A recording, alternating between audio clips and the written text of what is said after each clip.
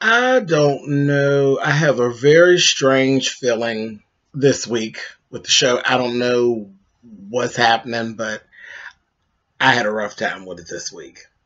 Let's talk about it. And I'm like, come on through, Cookie. I want to put my soapbox. That's basically it. Let's talk about drag in all its forms.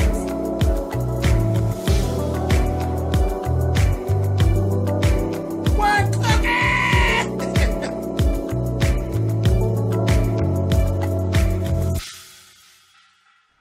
Hey guys, thanks so much for clicking on the video. This is my review for RuPaul's Drag Race Season 10, and this is episode 2.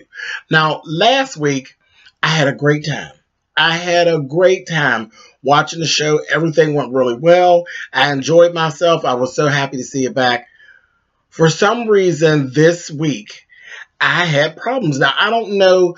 I'm going to take ownership of the problems that I experienced. So, I'm telling you right now, this is going to be a really interesting review. I'm going to take ownership of the issues. I think maybe they might be mine. But I will say, it took me four actual sit downs to watch this episode. I was enjoying myself for the first 20 minutes or so, and then something happened, and I just wasn't having a good time.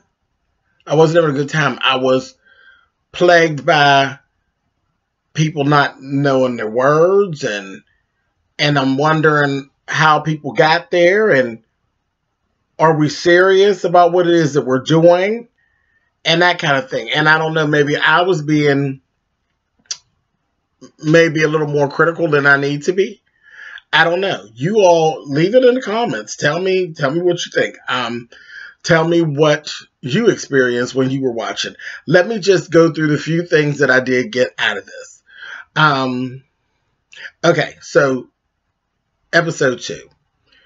We start right in. I told you all last week that I have a problem with Vixen. Vixen, for me, is a troublemaking bitch. She is what some would call reality show gold, because she is here for the bullshit. She is more than willing to be the one to get the shit started. She's more than willing to be that person. I don't know what that's about. I don't know why that's her gig, but she just seems to be more than willing to be the person to get it started. I just have no respect for that. I have no time for it. It's just ridiculous to me, but whatever. She starts in with Aquaria, you know, and now, truth, Aquaria was backpedaling and pussy popping. I know I really didn't have that much of a problem with Miss Cracker to say the other. No, you did. You really did. But why, Vixen, do you feel that you need to be the person to point out that she's backpedaling and pussy popping and that there was actually a problem? Why do you feel the need to be that person to get all that started? Now, the one thing that I laughed when Aquarius said, well, girl, have your moment, because you won't have many more. I said, oh. Okay, so this is kind of where we are. I'm like, okay. Craziness. Like, we got some passive aggression going on, and then we got some just troublemaking bullshit going on. And I'm like, okay, so where are we? What am I watching here? Is this RuPaul's Drag Race? Is Love and Hip Hop? Or we got to VH1 and now we're confused about what show we're on? What are we doing here? But whatever. I was excited because we had a special guest for the mini challenge, which was Andy Cohen. So it was good to see old Bravo Andy with his messy ass. He was there, and they did what they call Hey Girl Hey, which was like a little dance contest, and it was like just like a whole country line dancing type of thing going on to the one little country song that Ru has on that last album, on the American album, that as soon as I heard that song and I heard Ruth say boot scooting on the dance floor, I said, girl, what is this shit? Boot scooting on the dance floor, honey. I said, Ruth, go ahead, bitch. You trying it. But anyway, the winners of the contest were Asia O'Hara and the Vixen, which gave them, they were the heads of their teams on the Maxi Challenge. And the Maxi Challenge was a lip sync parody. And it was a farmer-rusical.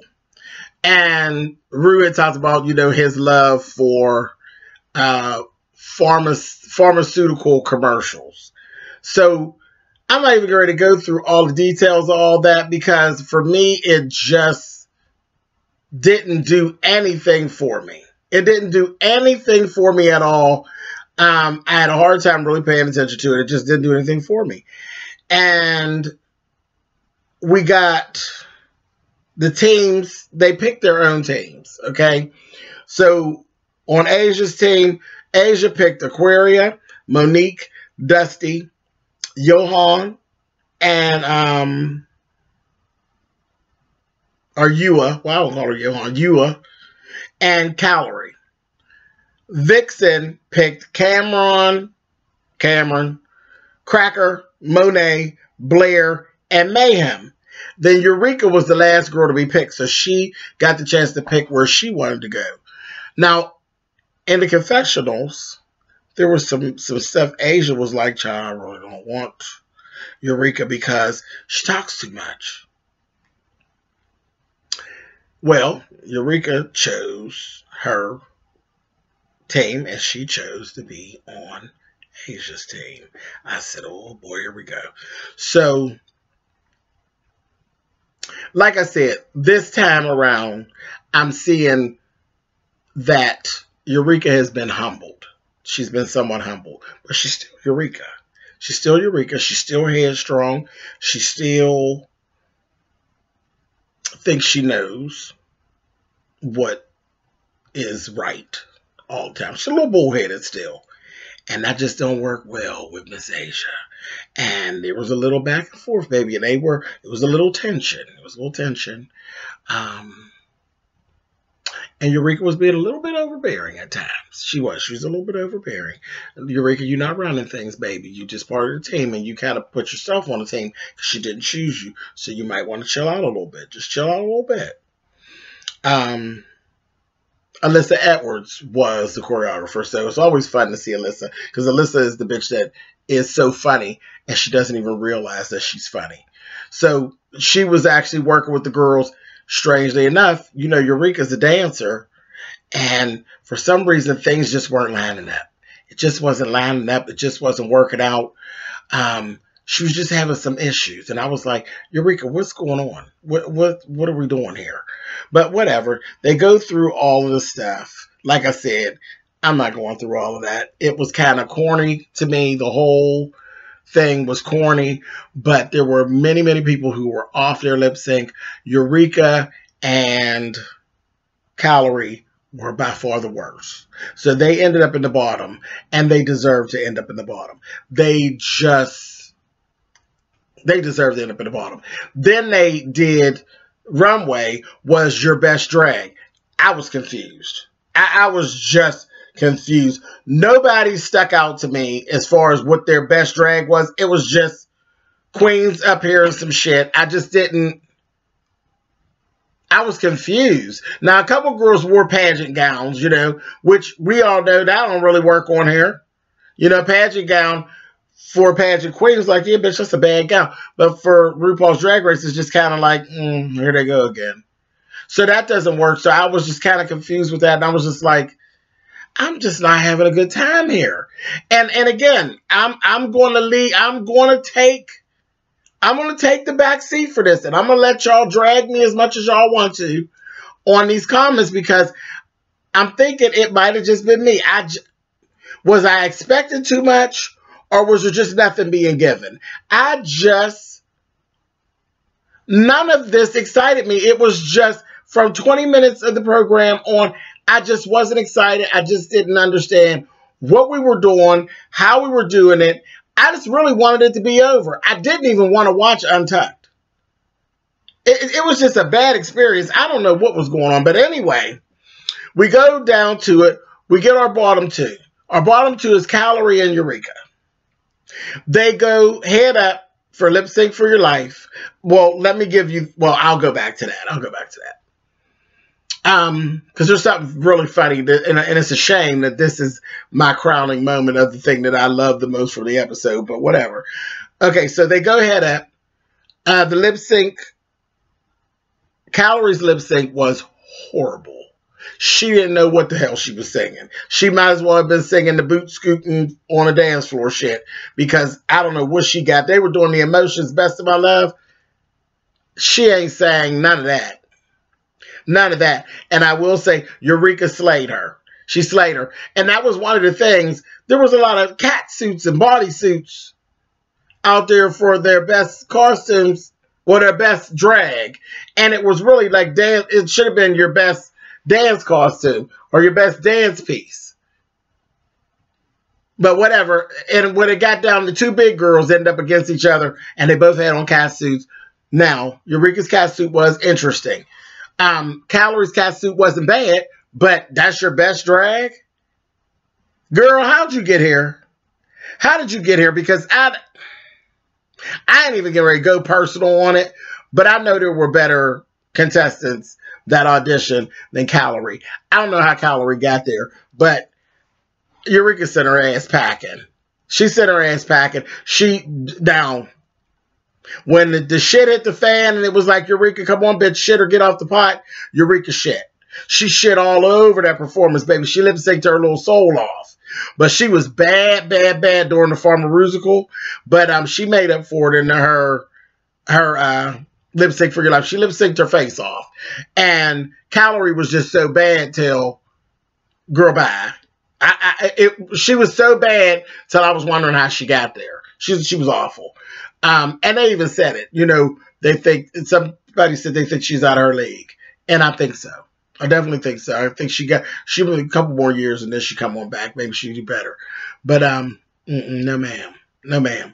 So that was it. That's it. Calorie got eliminated. Funniest thing though, for the whole episode was when we revisited the exit of Miss Vanessa Vangie Mateo. And they replayed back her whole Miss Vangie, Miss Vangie, Miss Vangie, child. And you know, I think that's hilarious and funny.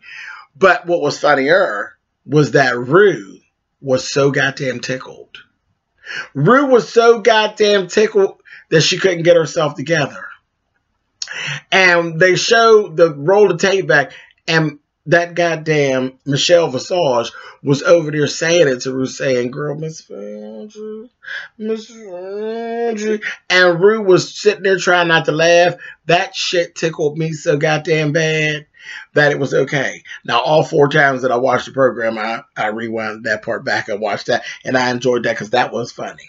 And it's sad that of the whole program, that is the funniest thing. And the one thing that stuck out to me in the program was Ru trying not to clown somebody who got voted off. But that was a moment. That was a drag race moment. That was funny. It was funny. And I don't think Miss Vangie she was serious as a heart attack. That's what made it funny. Miss Vangie. I said, girl, she is feeling her puss, honey. So that was really funny. I enjoyed that. But this episode, I don't know what happened. I don't know what happened. And I'm just going to go ahead and I'm going to bite the bullet and say maybe it was me. Maybe I was in the wrong type of mood, or maybe I was expecting too much or something. But it was a bad episode for me. So I apologize in advance about this review. But that's all I got out of it, guys. So anyway, to the comments, tell me what you thought. Is it just me, or did you feel a disconnection as well? If it was just me, be honest. Go ahead and say it. It was me. And I'm cool with that. I'm okay with that. But still love the show. Still a huge fan. Still have never missed an episode. And I'll be back next week. All right, guys. Later.